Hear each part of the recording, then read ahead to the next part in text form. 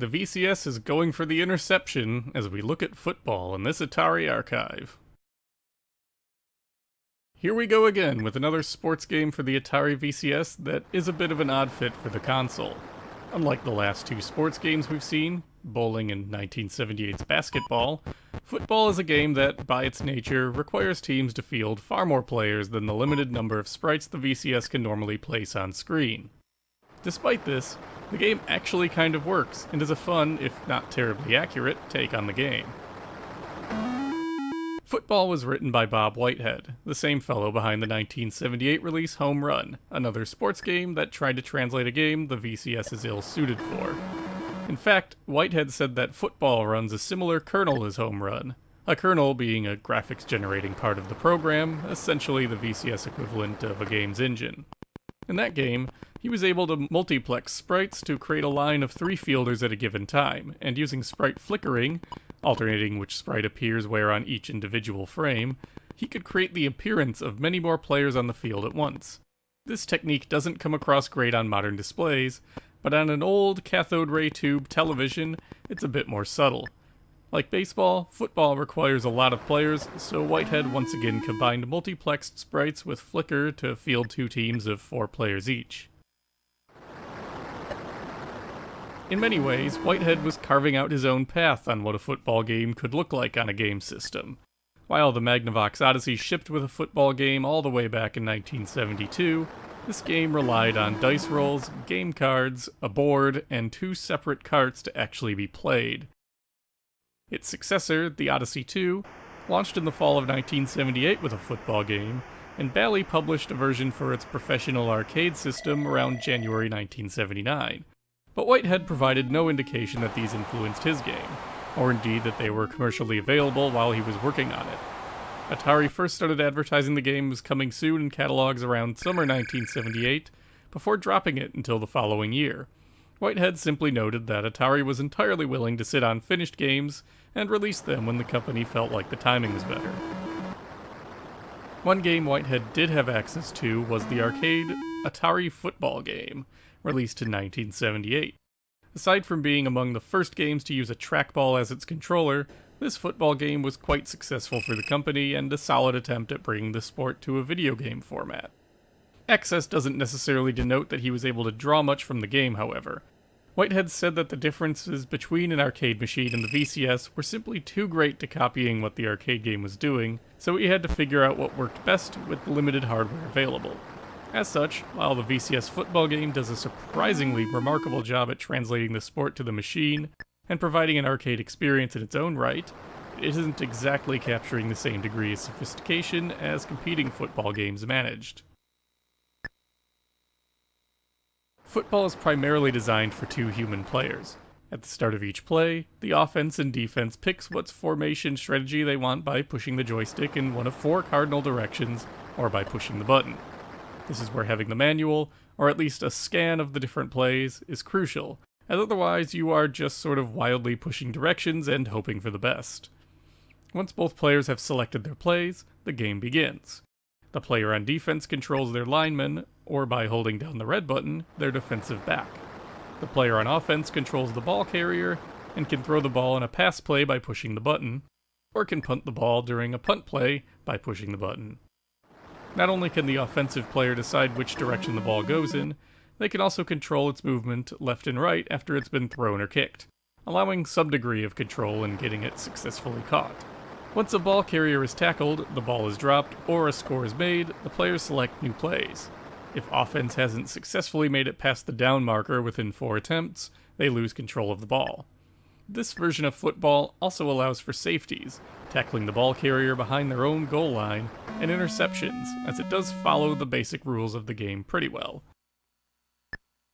The difficulty switches in this game adjust how quickly a player can move left and right, which can be a significant advantage. There are also 3 game types, of course. In the first game type, the players not under direct control will mostly follow the play with some random movements. In the second game type, the players will follow the play selected to the letter, requiring a bit more foresight on the actual human player's part as they choose which play to run. The third game type is functionally automated. The only input the human players have is on selecting plays and if offense wants to try to pass or kick the ball. Beyond that, the game runs itself. As I said before, this take on football is very arcadey, and the 5-minute game sessions tend to fly by with how quickly players can jump into a game.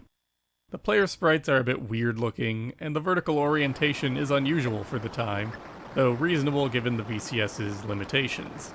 Like Home Run, Whitehead himself was not a fan of the flickering sprites, and as such worked hard to never need to use that technique again after leaving Atari in 1979. Football as a game genre developed rapidly around this time.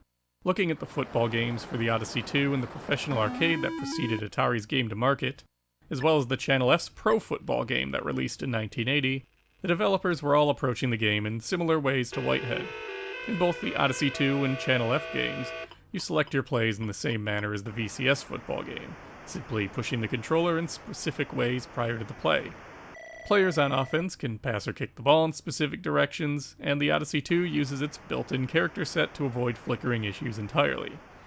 The Channel F even has an ear-splitting rendition of the Notre Dame fight song to kick the game off.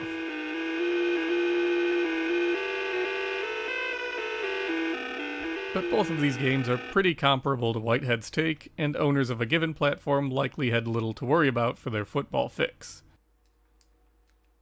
Bally takes things up to another level of detail, however.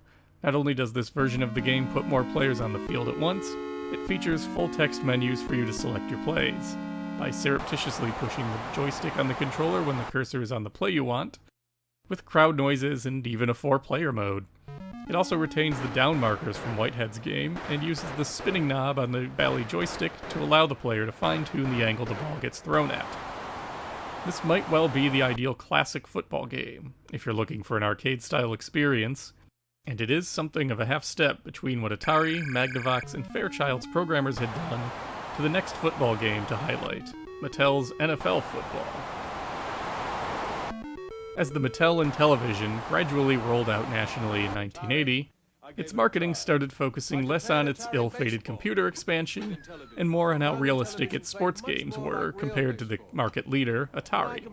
NFL Football, one of the first licensed sport games ever released, certainly lives up to that comparison, for good and bad. It is a legitimately fun take on the game, with the famous Running Man sprite being put to good work here. The keypad on the controller allows for a pretty sizable mix of plays to be selected from, with an incredible degree of detail. You can even choose which player you specifically will be passing to. Without the manual or the keypad overlay, though, this game is nearly unplayable.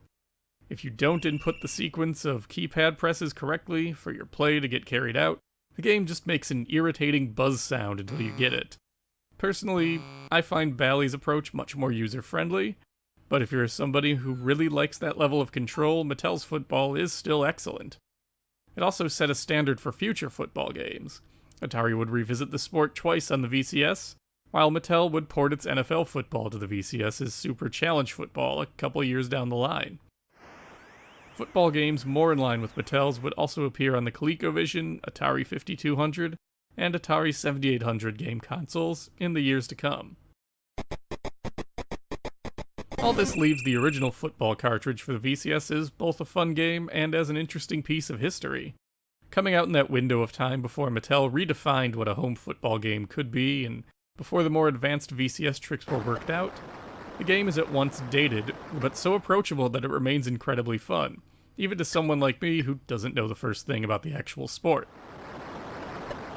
The game was compared favorably to Bally's version in a column by Dick Cohen in the April 14, 1979 Xenia Gazette, and while other contemporary takes on football seem hard to come by, the game remained a steady seller for Atari right up to the end of the 1980s, with roughly 150,000 units sold between 1986 and 1989, when the game was being stocked alongside its newer brethren, Real Sports Football and Super Football. Whitehead got it right, whether or not he intended on it. While there's an audience for advanced football games, there's also an ample number of people who just want to hop in and play against their friends. While the March 1979 VCS releases have a couple duds in the lineup, this isn't one of them.